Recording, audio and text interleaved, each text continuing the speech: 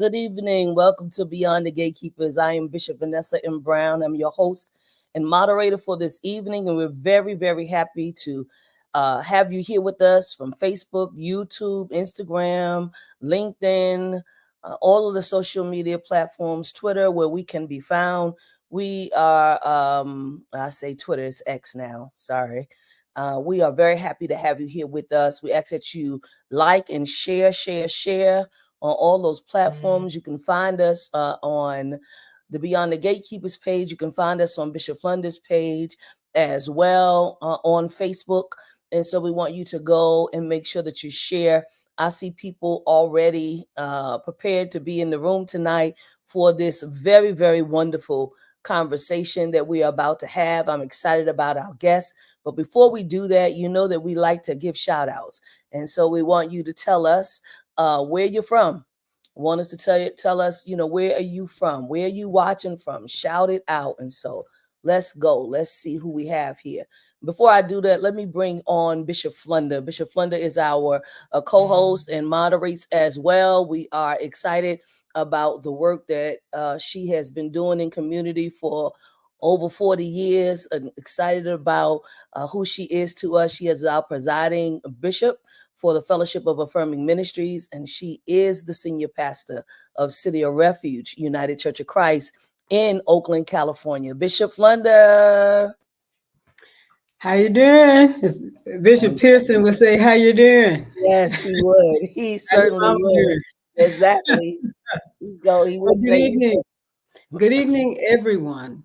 Yes. In this rather intense and complicated at times time that we are in.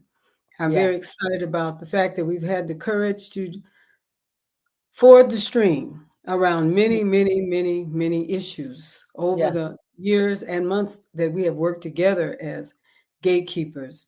But we are in an interesting time now when we're putting our hands on some things that we have not really put our hands on in the true sense of the word. And tonight is one of those conversations to talk about the realities that have to do with the history and the current issues around race, around gender, and what does all of that mean? How is all of that showing up and what it is that we are doing? So we're going to have an incredible time. Get your cup of coffee. Yeah. And a chicken leg. And let's get together and spend some time and use the opportunity to say something on whatever network and way that you are with us tonight. If you have opinions and ideas, let's chat with one another. All right. Blessings to everyone. Thank you, Bishop. I want to shout out the people that are on before we get into it. So on IG, we have Roz White watching from the DC, Maryland area. We have Elder Boaz, who is watching from Philadelphia. So glad about that. And then I see on Facebook, Sherry Dampier from Brooklyn, New York. Welcome, Sherry. Albert, she's on YouTube. So is Maria Harris from Denver, Colorado. Albert Reed is here from Colleen, Texas, watching from Facebook. Reginald Nichols is watching from Stockton, California. We say good evening to you all. Sean Jenkins is watching from the Metro Atlanta area. We say good evening. Rebecca Brown from Arizona. Good evening to you. James Thomas Pierman from Kentucky. And we say good evening, watching from California. Siegfried Benton, Pastor Siegfried is watching from Temple Hills, Maryland. Welcome. Dinah Chapman, good evening. Dublin, California is in the house. Darlene Connell is here with us. We say good evening to you, Queens, New York. Sherry James from CSL Reno. Thank you for watching on YouTube. Linda Lillian Cruz DeBril is watching from Highland Park, New Jersey on Facebook. Deacon Valerie Moore is watching on Facebook as well from the Queens, New York, Atlanta area. Antiwan Johnson, Stockton, California. Colette Walker, good old faithful. God bless you. We missed you too. St. Louis, Missouri is here. Arletta Williams Bass, thank you for being here. Oakland, California. And, James Thomas Pierman said he's watching from Kentucky. So welcome. We're glad that you're here on tonight. And, there's several things that we could be talking about, but we got this one thing that's on our hearts and minds. That is this upcoming election and how we maneuver, how we move through. Let me just introduce our guest, Reverend Dr. David Alexander. He's the spiritual director at Spiritual Living Center of Atlanta. And so glad that he's here. He's been a guest several times before, but on tonight we have him here specifically because he has the book, the workbook, Recovery from the Lie of Whiteness, Becoming Aware. Let me say that title again. Recovery from the Lie, he's holding it up, of Whiteness, Becoming Aware. It's a 12-step workbook, and the editor is Andrea. And I am just excited about this work. And I believe that we can gel this work together and make sense of our political climate right now, make sense of the deep-rooted consciousness of white supremacy, and how right now our political climate is rife with coded rhetoric and policies that continue to uphold these systems of oppression. So, Reverend Dr. David Alexander, welcome to you. Will you say hello to everyone? Thank you so much. Thank you. Good evening, Bishop Brown and Bishop Flunder. It's so good to be with you both. I missed you both so much not being in Vegas. I mean, my heart literally hurt not being there. But we missed you too. Yeah, so I'm glad to be here tonight. Glad to be in the service one more time with y'all this evening. Yeah, I love it. Have this important conversation. Thank you so much for having me. Absolutely. Now, you wrote this book, or you are involved with the writing with other writers, I believe, with regards to the book. And it's a 12-step model. So when I think about the 12-step model, I think about also Bishop's 12 steps of radical inclusion. So this is a model where we can better equip ourselves for the ongoing struggle against white supremacy. Tell me why this book is important right now in the climate that we're in. Well, all the things you mentioned, the ways in which the structures of white supremacy have their grip in the body politic and in the policies that are being passed across the nation. I often refer to it as the stew that we've all been baked in. Because one of the questions I got, we did this back in 2020 during the pandemic, because you may remember at that time, particularly in New Thought churches, communities that I come from, there had been an increase in the conversation and in the awareness, and it was a good thing, about race relations and, the murders and with the police and the different things that were happening, the various cases. And so ministers and communities were talking more about it, which of course was a good thing. But then it was the old kind of, routine of the shock from white communities and people of color kind of going, welcome. You're a little bit late, but welcome to the game. We're glad you're here, but could you tone down the shock a little bit? Because this has been happening for a while. We've been shocked and outraged for a few hundred years. So if we can get beyond your shock and your tears, then maybe we could get to work.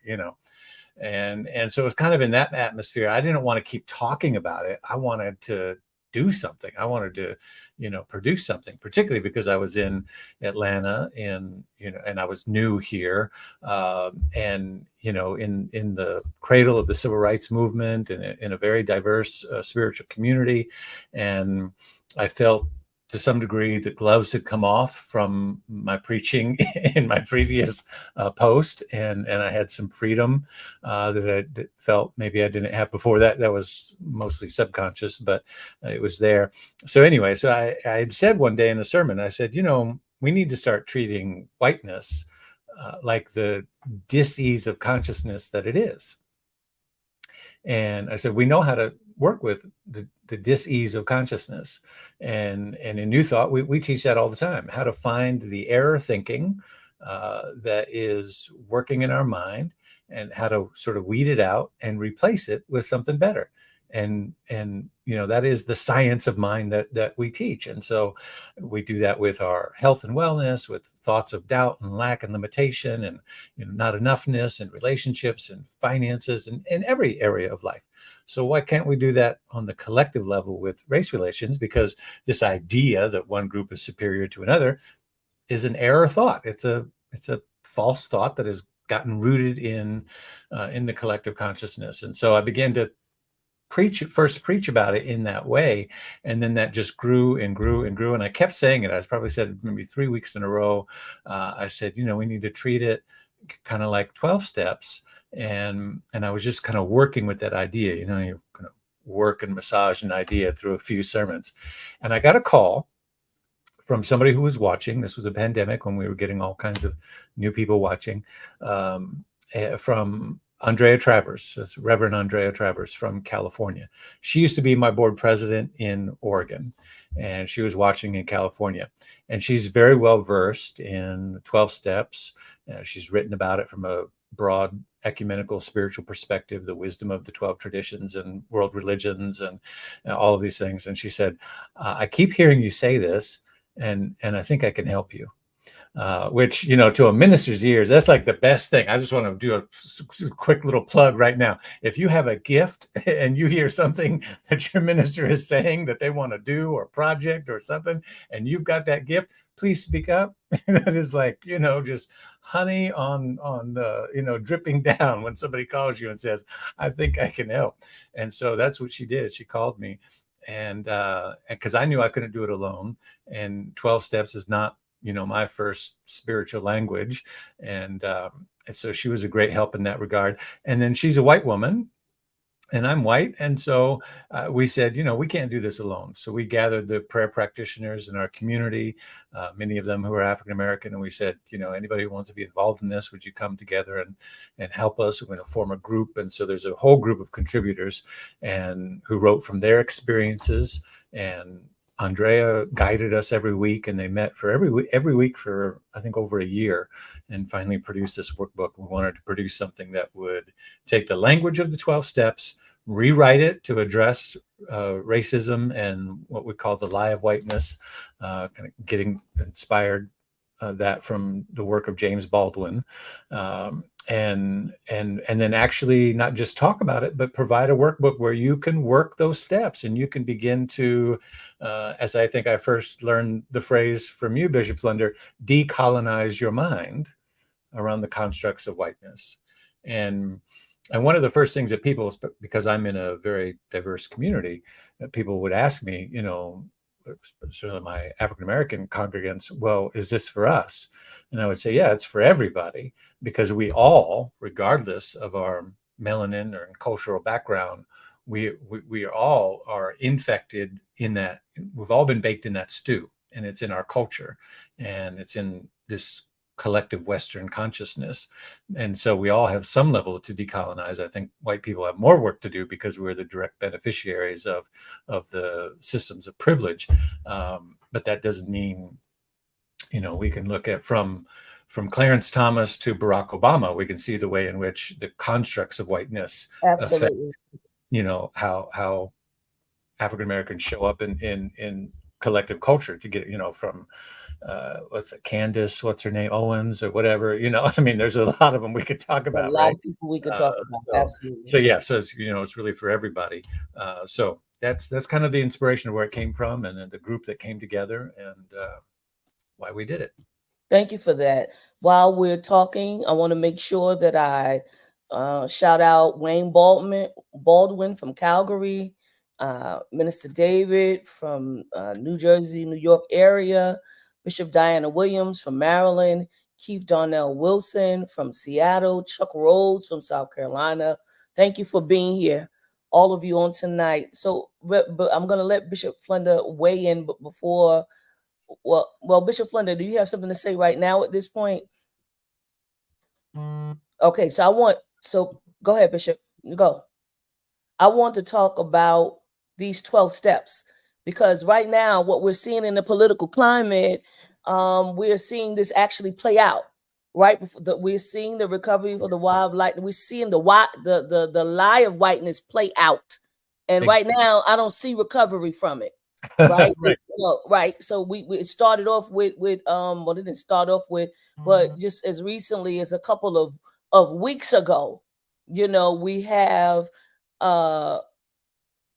this presidential debate that took place, and we hear, the former president of the United States denigrating Haitians by saying vile things about them.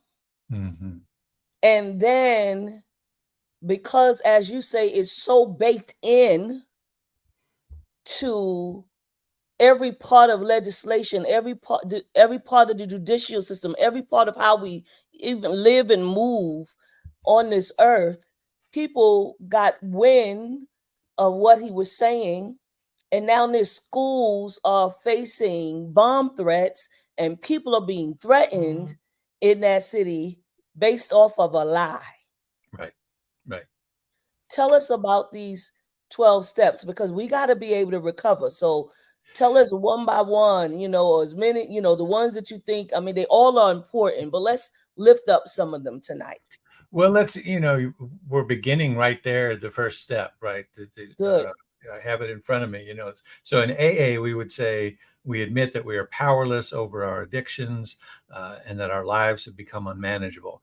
In this workbook, we've changed that to say we've admitted that we are powerless over white systemic conditioning, and our racist thoughts and actions have perpetuated centuries of oppression over people of color. Yeah. And so that admitting of that, now that's the hardest step, just like it is in traditional AA, right? The hardest step is that first meeting, admitting that we've got a problem, because there are plenty of people that look like me, some who have been in my congregations over the years, who have said, yeah, no, I don't, I didn't have anything to do with how I was born. I didn't do this. My ancestors were good people or whatever. I'm a good person. I have black friends, or, whatever they say. And even if I, whatever, I can't help the way I was born. So that first step of admitting that there is a thought construct of othering that says one group is superior, and that the idea of whiteness, and this is the other thing. I know this. I'll get to your question specifically in a moment, but the construct of whiteness itself. We're not talking about white skin. We're not saying white people are bad. We're not saying that. It's the construct, the social construct, because we got to be very clear in the beginning about what we're identifying. The lie is this social construct that was created, as James Baldwin points out, you had to earn the right to get white when you came here. There were groups who weren't white when whiteness was invented, right? And I go through that a little bit in this workbook, and also on a blog on our website, livewhiteness.com.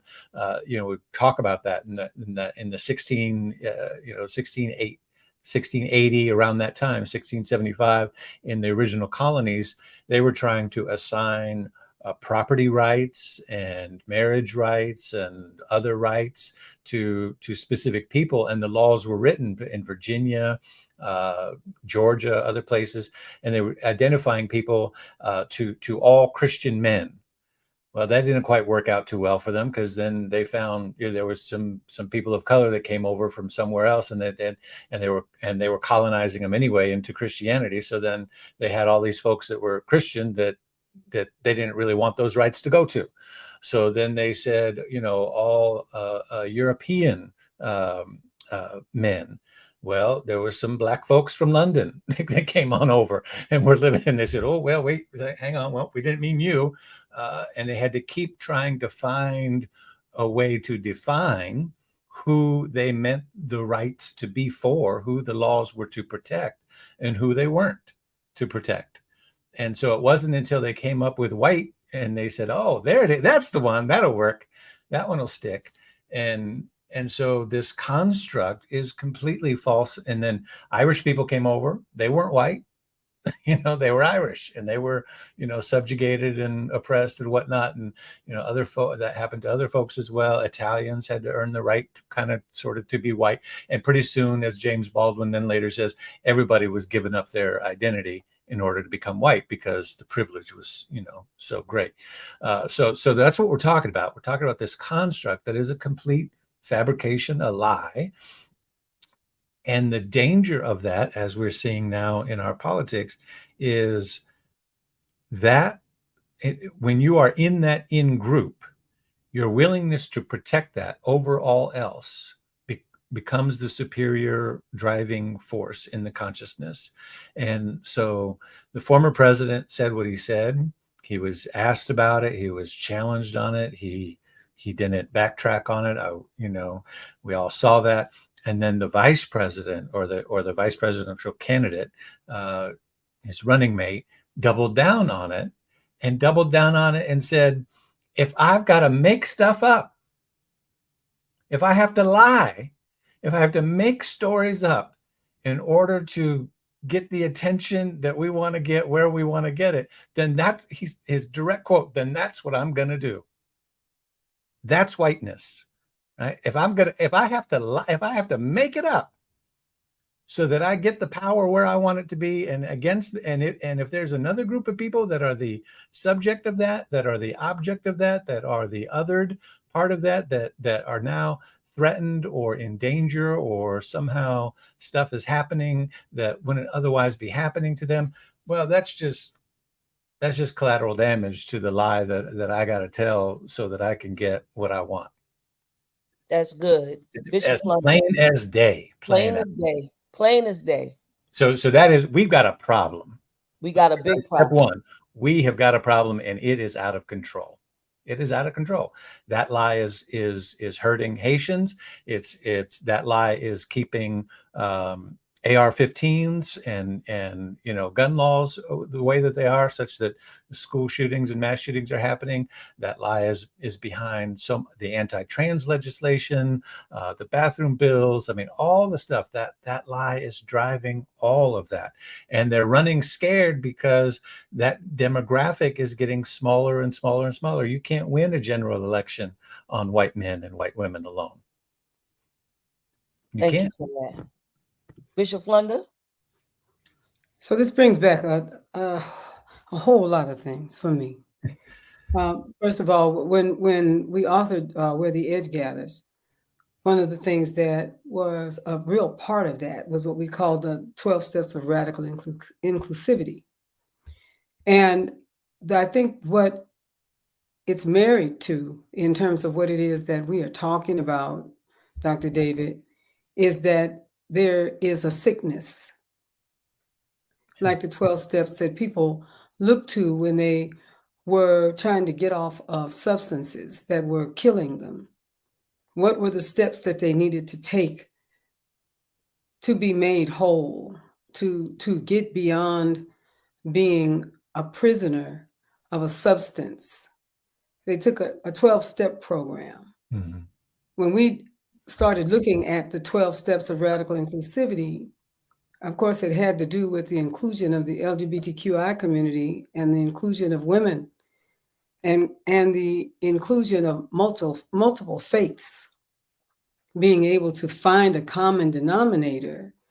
But the walls were horrendous to get over because people were very stuck in religion, and people can get mighty stuck into religion. But I love this concept, this idea of 12 steps that is seeking to speak to what is happening and has happened historically as it relates to race and racism. I think it is powerful for people of faith to come together who can only really come together if they've sort of passed through a water that will look beyond race and pass through a water that will look beyond religion and pass through a water that will look beyond power over dynamics. And I think it is really time to talk about race, because race is what in so many ways created the other things. Because it was this ongoing feeling in just about every group of people that my people, whoever my people are special. Now, this is not unique to what happens, as you've said, in the United States. It's what's happening. It's what gives Putin the wherewithal to think he can take Ukraine. Mm-hmm. Mm-hmm. It's what when I was in Africa, Bishop Vanessa, what the Tutsis thought about the Hutus.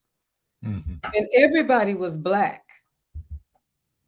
But one group of people thought themselves to be greater than the other group of people, which is a race issue. Just so happened that one tribe was shorter than the other one. That's about the only thing. Other than that, they were cousins. Mm-hmm. They weren't any different in color than me and Bishop Vanessa are right now. But whatever was the whatever, let's put it that way, that made one group of them think that they were greater than the other. It is a sickness that permeates the planet. Right. What is this power over dynamic? What does it mean? What does it mean between Hamas and Israel? Yes. What does that mean? What does it mean?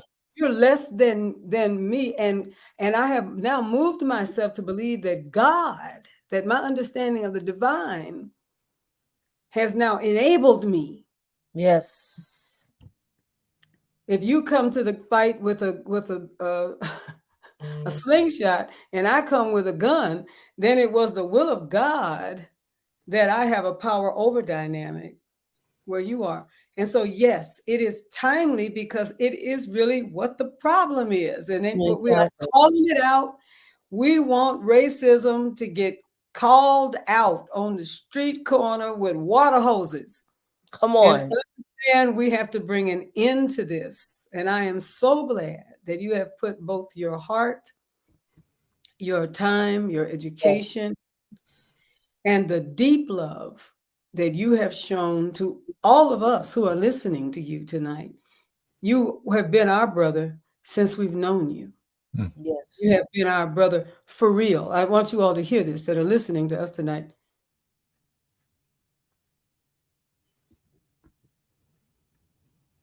She's frozen, I think.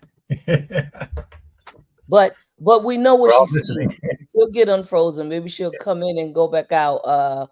Pass the suit. Yep, that's exactly what she did. But what she's saying is correct. This is what we're watching right before our very eyes. Yeah. We are seeing it happen, and we got to do something, right? And so we got to speak truth to power. I'm very happy for all of the people who are standing up that are even not Haitian Americans, right? Or that are not Haitian at all, that are standing up and speaking. Bishop Flunder, back to you. Oh, I don't know where I left off, but you and I just, if you didn't hear this part, Reverend Dr. David is our brother, and that's real, and he has been our brother for many, many years. Before any of our steps got written down, let's put it that way. He's been our brother.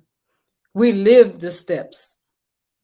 We went to the same places together, and he found a way to interact with us, primarily African people of African descent, clapping on the 2 and the 4, Baptist-costal, Methodist-Baptist-costal. Yes. And New Thought, when we went and spent time with him until we created a stew, a soup, you know what I'm trying to say, Bishop Vanessa, authentic relationship. I don't have to try to be with David. Yes. He doesn't have to try to be with me. Yep.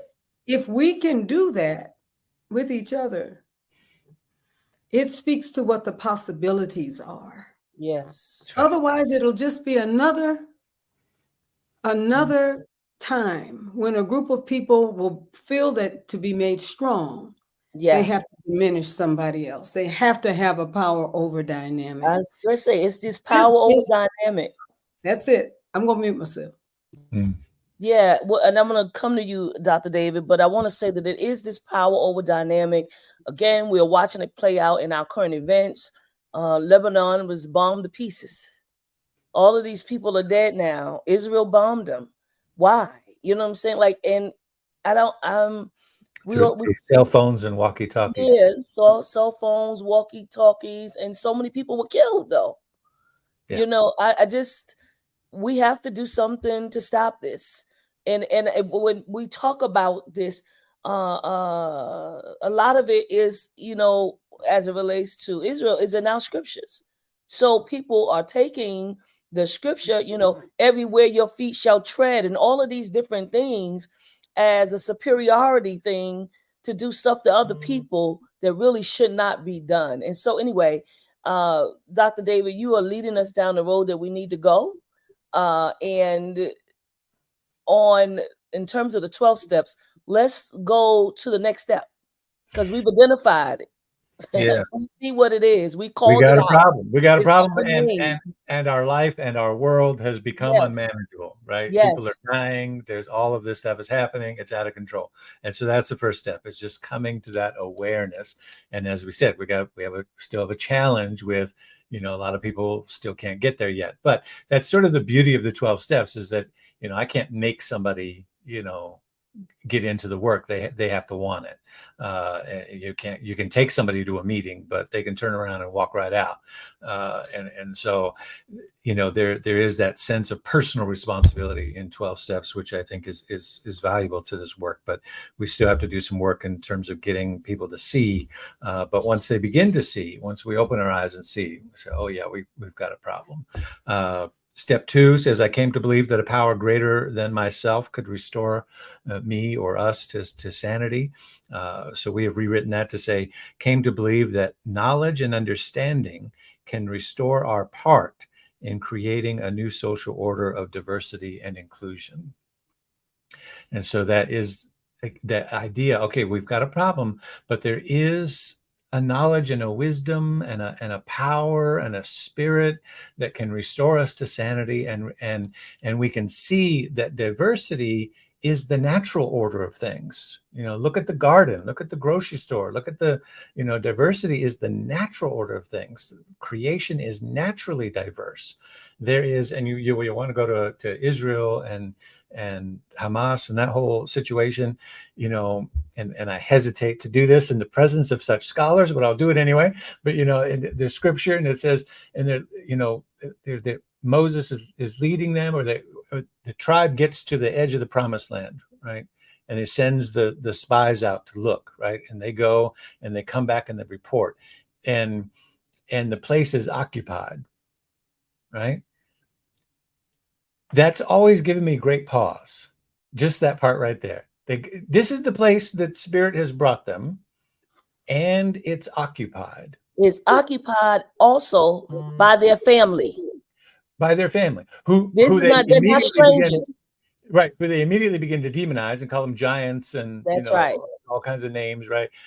So they demonize them. So then we have that power over dynamic and all of that. And so they take from that, oh, we got to go in and conquer. We got to go in and, you know, edge them out and get our space. And every time I've used that scripture, I've just paused with my community and said, let's just contemplate the idea that the promised land is already occupied by other people.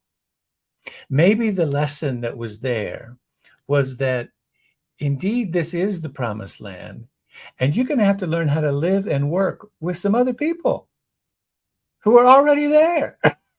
You know, like you're going to have to, it doesn't mean that it's still not your place to find your destiny and do your thing, but you're going to have to get along with some other folks. It's not, you're not going to get led to this wide open space, you know, this manifest destiny illusion that we have, you know, in the Western world, in particular in the United States, you know, that, you know, oh, there's nobody here. And then you're stepping over, you know, people and tribes and saying, you know, as the comedian Eddie Izzard says, excuse me, who are you?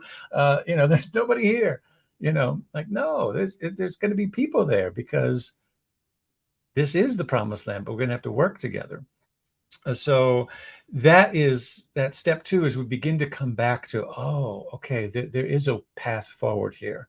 It's not hopelessly lost. We don't get to just throw up our hands and say, there's nothing to this, but we're going to have to admit that we have some work to do, and that there's some knowledge and some wisdom that we have to attain. We have to learn about ourselves. And one of the things that I often share, particularly with folks that look like me, is I say, when we could do this work, you get yourself back too. It's not just about making things better for people of African descent or minorities or people of color, or what we sometimes call in CSL, we call people of the global majority, because they are the global majority, right? It's not just making conditions and systems and structures better for them. It's for me, for people like me, it's about me getting myself back. I'm not white. I'm Scottish and German and Irish and English, and I've got a family history chart up on my wall over here. I got a deep, rich history. I went back to Scotland this last year, got my kilt, and got my whole thing, right? Like, I get to claim that part of me back, because that's the part that my family gave up when they came here and started buying into the lie of whiteness, generations ago, and started calling themselves white. My grandmother used to tell my mother, we say, well, what are we? And she would say, a little bit of everything and a whole lot of nothing. And that's about what my grandmother knew about her ancestry. And her ancestry is rich and deep, and has such wonderful cultures and places and things that I've been exploring, online and finding out things about. And so we get to get ourselves back too, and claim an identity that is not a washed out, generic thing that strips us of our humanity. Thank you. Mm-hmm. Thank you for that. I see some more people on. I'm going to call on Bishop Flunder to respond. But Bishop Bonnie Radden is on. Good evening to you, Ebony, from California. Sorry, from Las Vegas. Ebony Strong is on from Rosedale, Maryland. And I see more people. Hold on one second. I want to make sure I say their name. Victoria Burson is here from Maryland.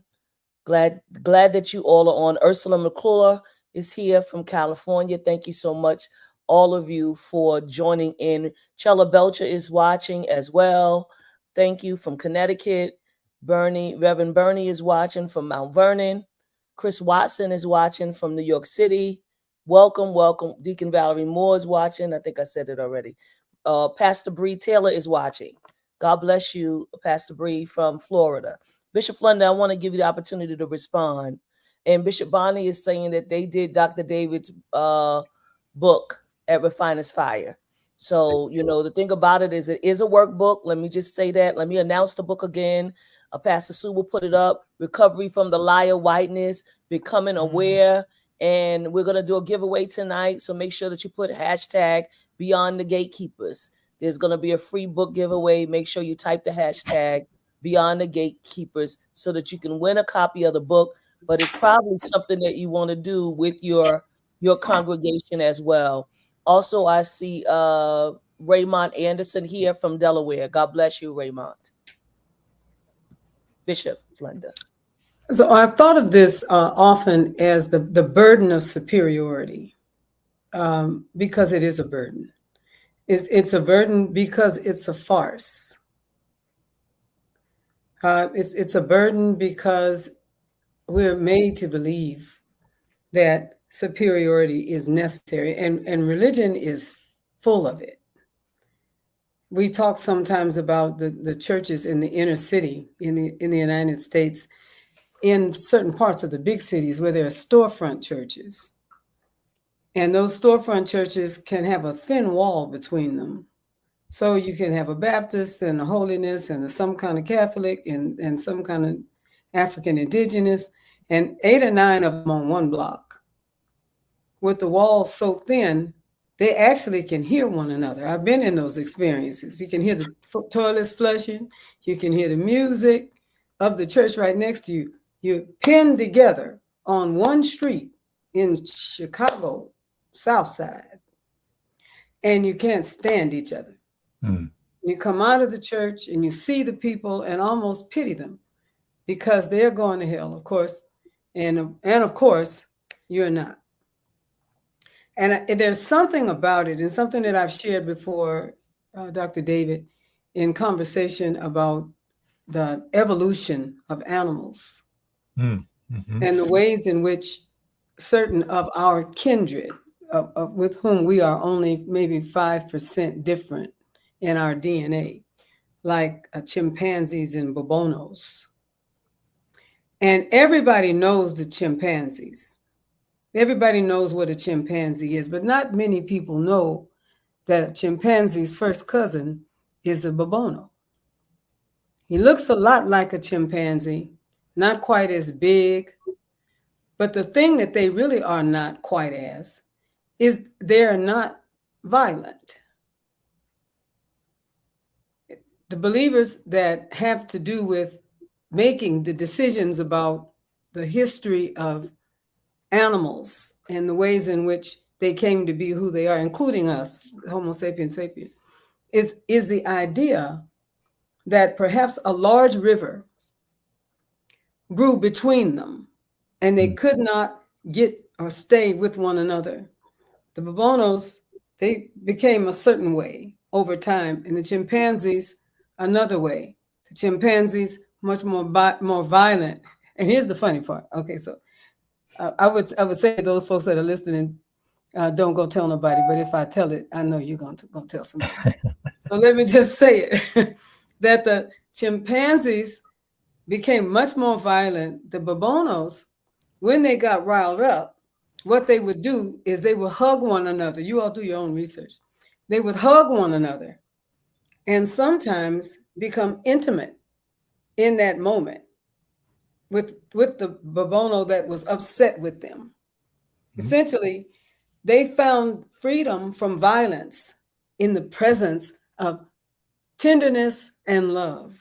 Born from the same seed, came from the same DNA, but they were not given to continue to fight and kill.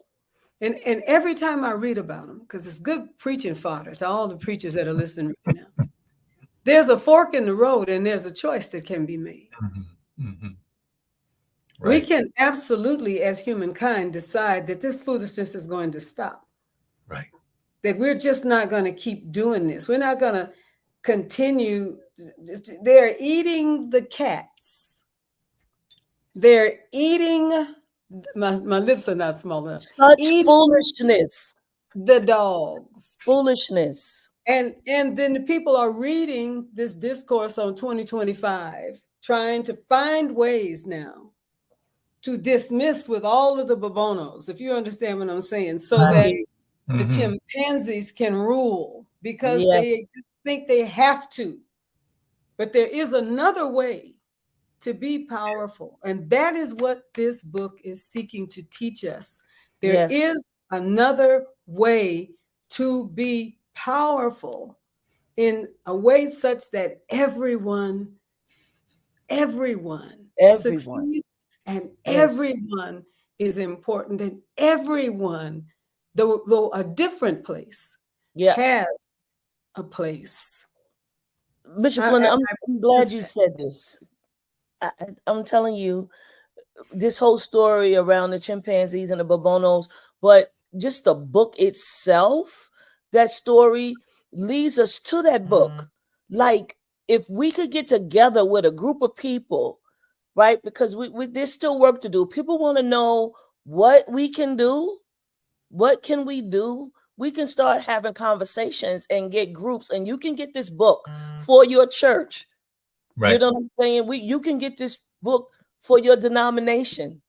You know, UCC people, if you're on here, you know, your conference people, and, you know, it's a suggestion. We know we all Congregationalists, but still, you know, your association, start having conversations like about this. This is important work. If we talk about it, we only got a couple of months to go, But if we start having these conversations amongst one another, maybe we could start at least treating each other with respect. Like, we don't even treat each other with respect. Like, the way people are being denigrated, it's I'm flabbergasted by some of the things that I hear people say. They're not saying them to me, but to hear them say to other people, what people have the audacity to be posting on social media, the amplification of racist folks is okay. I'm gonna go ahead, Reverend Dr. Yeah, but you're right though. Yeah, absolutely right. Absolutely right. I mean, there's so many things. I hope we get to talk about accountability at some point, because I think that's Let's go to it. Huge Let's piece. go. Yeah, and what I want to say about getting together is what doing this kind of work does is it allows us to say, okay, again, whiteness is it's the construct, it's the mental thing that has been in the atmosphere of our collective consciousness and society and the world in terms of superiority and power over dynamics for forever. And we have a frontal cortex, right? We have a evolved consciousness in mind, and we can choose differently, and we can begin to examine the ways that our thinking has been colonized, programmed, whatever metaphor or language you want to use around that, but ways in which it has been ingrained in us, unbeknownst to us, simply because of the culture or the background that we have been raised in. Much like Bishop was saying about if you grew up a particular religion, and you disliked the guys down the street or next door, just because that's what they told you to do, and it turns out you all reading from the same book and singing the same songs, but maybe to a different beat or whatever, right?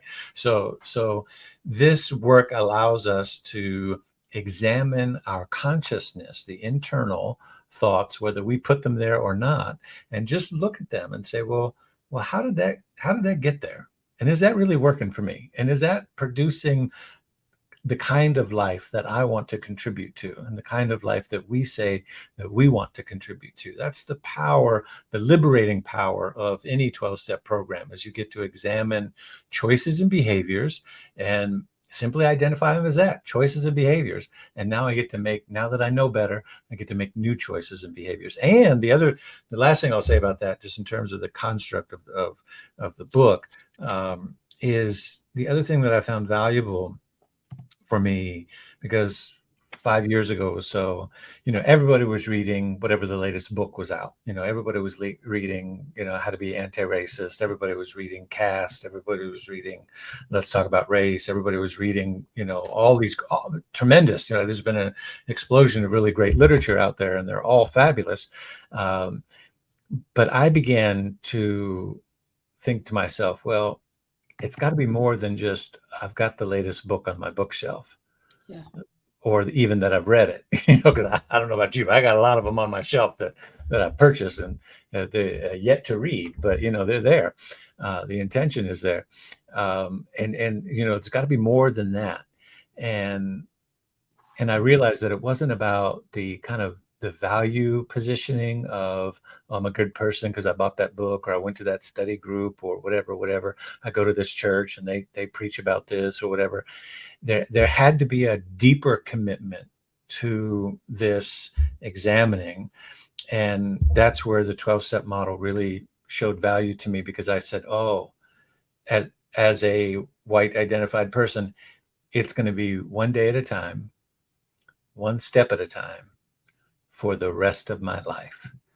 I mean, and me, and my family. My wife is from Zambia. I got Black children. I'm in it. And still, there are things that will come out of this mouth, come from somewhere buried in this head, from God knows where. That something's on the news, and I will respond or react to it, and my wife will look at me, right, and she'll say, "You said what?" She better. You tell her I said she better. She absolutely does, right? And I say that to say it's a constant examination, and so that's not a shame thing, that's not a blame thing, that's a I don't know what being raised in this stew has done to the collective consciousness that I've adopted as I've grown up. And so I have to constantly examine it and just be willing and have the courage. And 12-step allows you to have a group, safe place to talk and say, let's just look at it. Let's just examine it. Let's know that there's a power that can restore us to sanity. We can make a fearless moral inventory of our thoughts and behaviors and all of those things, and begin to go through them. So that's the beauty of this particular modality, I think. I would like to end, if I could, with this accountability piece. Yeah. I think that's a great place to end us tonight.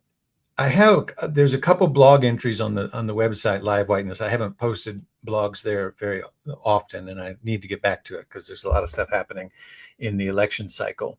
But one of the common themes in the ones that are there, it's one of the traits, the characteristics of how do we know that, the lie of whiteness is running rampant and perpetuating, its lie in our society.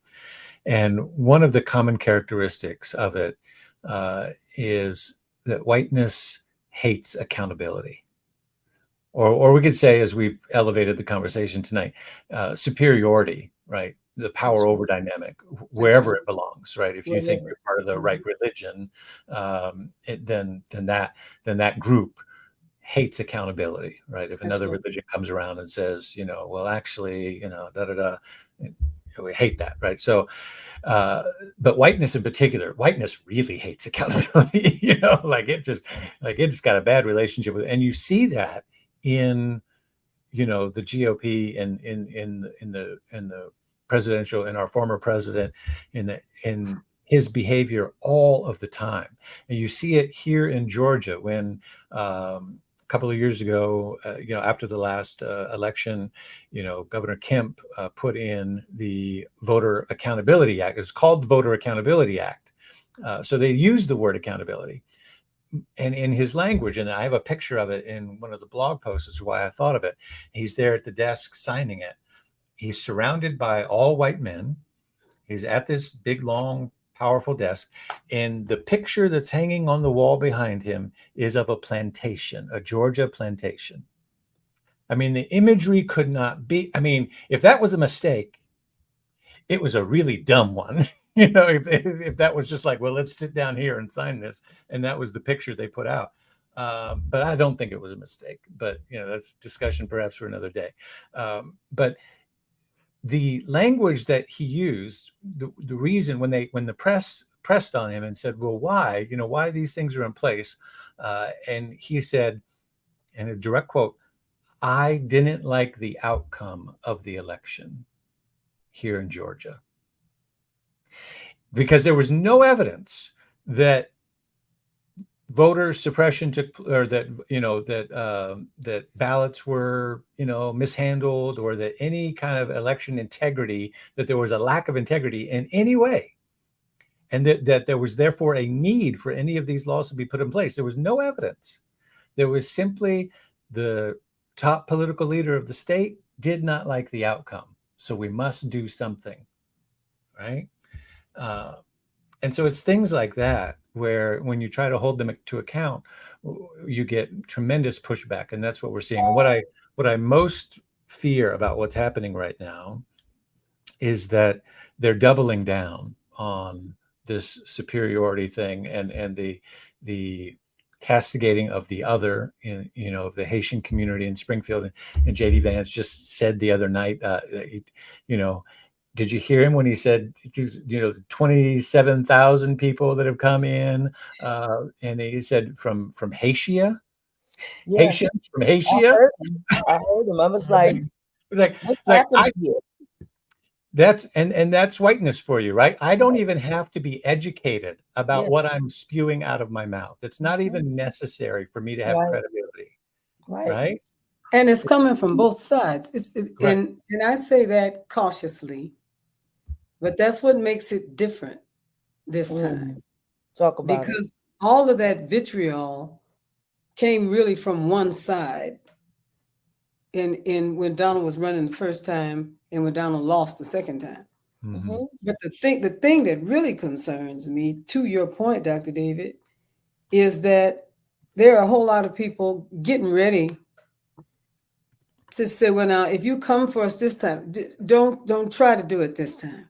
Mm-hmm. Yeah. Because if you come this time, you're going to meet what it is that you brought with what it is that we didn't bring the last time, because we didn't think that anybody could be that evil. Mm-hmm. Mm-hmm. It is a huge mistake to think that the only people that can go and make a street fight, Yeah, because their person didn't win, that the only people that can do that would be Donald's people. See, Right. the two people that came packing allegedly for him were not from the communities that any of us represent. that's To correct. include you, Dr. David. These were not, and everybody said the same day, Lord, don't let it be somebody black, and Lord, don't let it be somebody gay. Right. And it was not. It was not. It was not. And I was just thinking to myself, oh my God, Jesus. If this, and one of the reasons that there's such a conundrum is because it's like, this is your camp. These people identify people as people from the same party 100% that you come from. Well, there's a dissension. 100 Republicans have said that they will not vote for Donald Trump. They will be voting for Kamala Harris. They said that he cannot lead this nation. Like, see, when you bring stuff, you put people in a position to have to also bring stuff. Folks got knocked off, Bishop Vanessa. Yes. Because they didn't think anyone could be that wicked. That's right. And now that they've experienced it, they will say, well, you're not the only one that can. And that, to me, is why this book and books like this are so important in this time. This kind of vitriol and anarchy cannot be a way of life for us. No, it cannot. Because what happened all on of January us 6th can never happen again. And that's why we need this book. That's why we need for people to, call in Reverend Dr. David to lead your session. You got to pay them in, but call them in. Call them people. Let's not make this a lifestyle. Get That's the book it. and there's a sermon that I was that I'm working on right now, you all. That's called My Joy is My Strength. My joy is my strength. Mm-hmm. And what I have got to do is not allow all this vitriolic stuff in my atmosphere to become a lifestyle for me. That's right. Then the enemy has won. Get the book, beloved.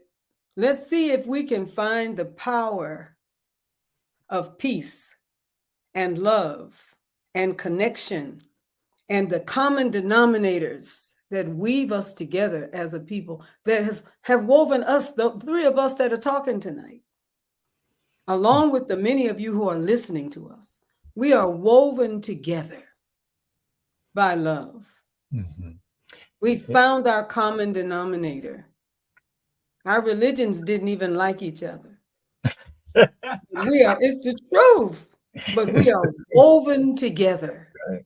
That's right. By patchwork, a powerful quilt of love. We can do that. And please do not let this time make you hideously angry. Right. Because then we all lose. And it's my hope, Bishop Vanessa is right. We have to pay attention to what people are trying to make of us too. That's an important thing. Mm-hmm. Mm-hmm. Dr. Dave? Yeah, I think, what I see, what I was starting to say there is what I'm concerned about is what I see on the right is that they don't have a strategy to win. This doubling down on the vitriol and the hate and all of that, because when that happened, I thought, well, that's not a winning strategy, casting out a group of people like that. That's not, and it was like a light bulb went off. I said, oh, well, actually, they don't intend on winning. They don't have that's gone. That is out the window. I guarantee you that behind closed doors, they're like, we don't have a path to victory here. The only play that we've got left is a path to chaos. And the path to chaos is to rattle this thing up as much as we can, get as many groups fighting against each other and vitriol and all of that as much as we can. And so, to your point, Bishop, we cannot play into that. And I'm reading another book right now called Belonging Without Othering by James Powell, a powerful man out in California, Othering and Belonging Institute. And he says, demagoguery, we cannot fight demagoguery by yelling about it and saying how wrong they are and all of that, even though that may be true. The only way to battle that is to tell a better story. The only way is to tell a better story about who we are. And so that's what we've got to do. We've got to have that joy as our strength, tell a better story. And that better story, that's kind of the liberation that this work is intended to bring out, is that, you may have unconscious, things that are in you because it's baked into all of us, but you can be liberated of those things. You can have your whole self back and you can contribute to a better story of humanity. But it's going to take work, one step at a time, one day at a time.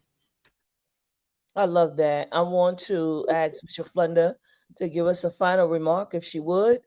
And before she does that, though, I'm going to ask Pastor Sue to put up the name of the book again. I want to make sure you get an opportunity to win a 12-step workbook, Recovery from the Lie of Whiteness, Becoming Aware.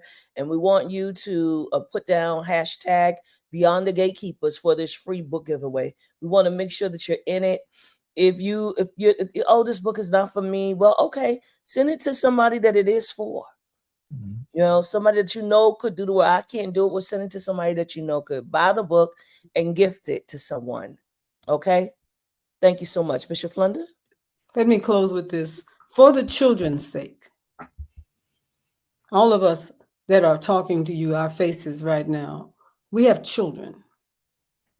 And for the children's sake, the children have been given guns by their parents. And they've gone to school and they've shot other children because they were in a house where they were listening and feeling that doing those things was the thing to do.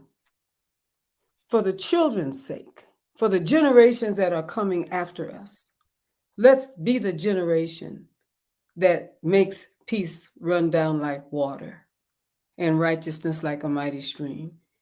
If you don't want the book, you probably need the book. I encourage you. If you think it's not for you, the probability is that is what you need to read. For peace sake, our God has called us to such a time as this. God bless. Reverend Dr. David, you have any last words for the people? I want to say this, and I was going to save it for kind of our green room afterwards, but I'll say it publicly. As I said in the beginning, my heart hurt not being with you all in Vegas. Ministry has been difficult the last several months, maybe longer. Everything is the last several months now, for the last 5 years.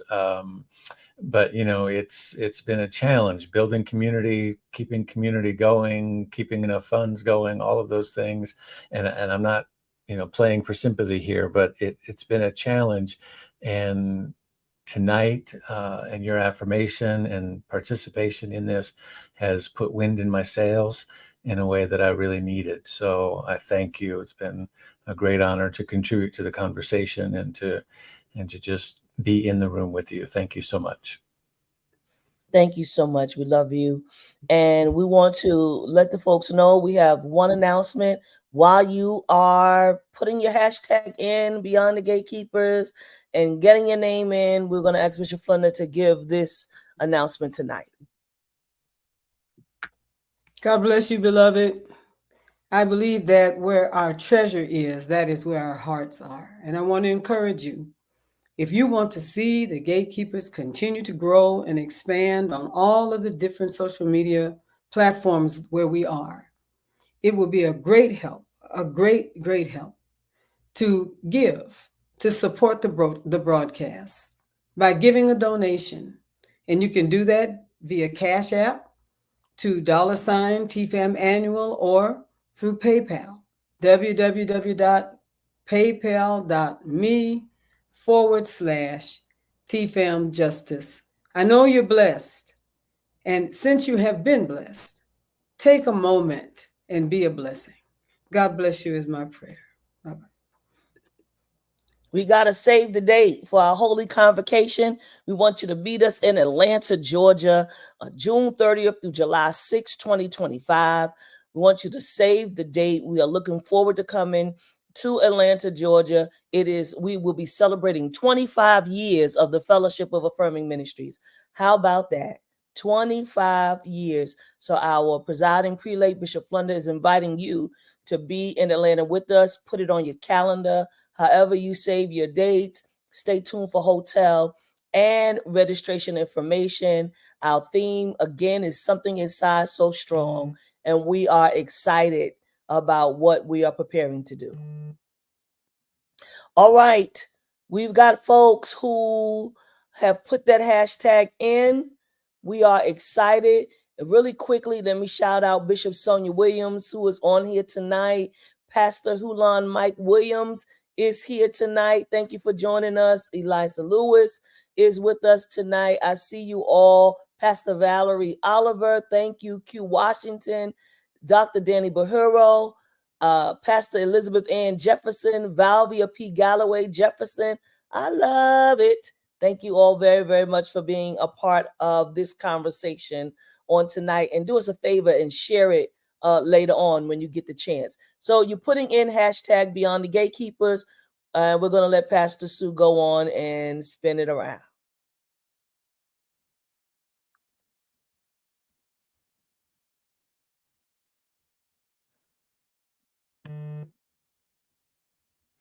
Well, James Thomas Pierman, you are the winner.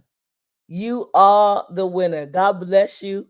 We appreciate you so much, Deacon James. You are a blessing to City of Refuge, to our bishop, and to the fellowship. And so we're glad that you won. And we'll make sure that you get a copy of that book. We say congratulations to you. Man, I love that. Yeah, and that's great. Take it down to the deep south, brother. Take it to the deep south. Right here in Kentucky.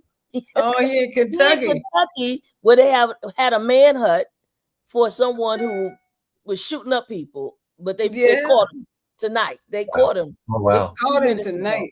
Get on the street corner, James, and preach. Listen, come on here. Tell them they got to get recovered. Just up the road in Kentucky. See? Exactly. Thank you so much, you all, for being here with us tonight. We say God bless you and have a wonderful evening.